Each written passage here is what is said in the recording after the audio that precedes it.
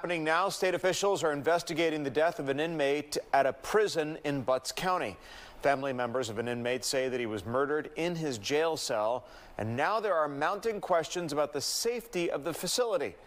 Tonight, Fox 5's Rob DiRienzo spoke exclusively to that devastated family. Rob, you found out that the family pleaded for help just days before his death. That's right, Tom. Good evening to you. Well, Brandon Burrell's family and his fiancee frantically reached out to jail officials, explaining there was a serious and imminent threat to his life. That was 2 weeks ago. This past Sunday, jail officials confirmed he died in their custody. She thinks they ignored her cries for help, and if they listened, this all could have been prevented. An investigation now underway at the Georgia Diagnostic and Classification State Prison in Jackson.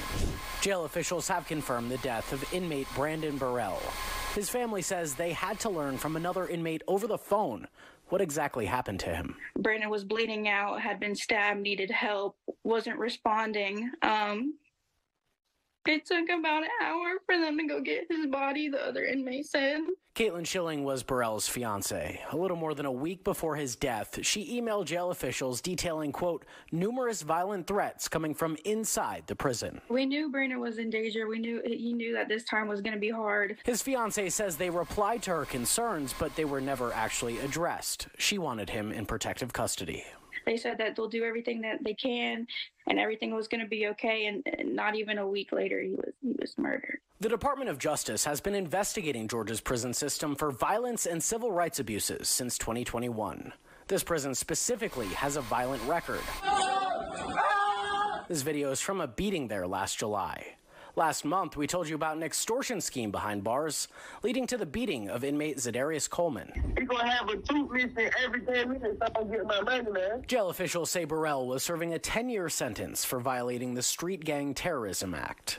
His mom says while he made his mistakes, paying his dues should not have been a death sentence. There have been plenty of lawsuits against the prisons by inmates who have not been protected. You know, again, even the jails and prisons have a duty to, protect people while they're in there from known dangers and things like that. If you fall down a broken set of stairs, there's liability for that.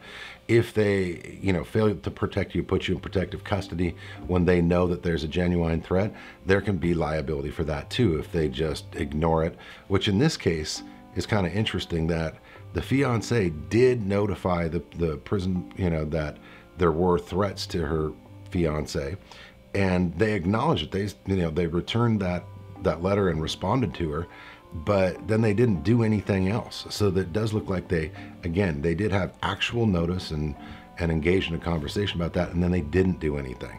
And then the guy's dead. So yeah, they failed to protect this guy, and certainly that's something they're required to do.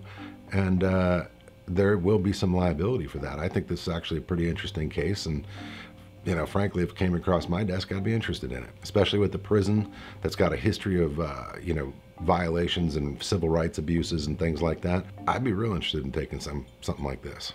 Let us know what you think in the comments below, and while you're down there, please like and subscribe. Thanks again for watching.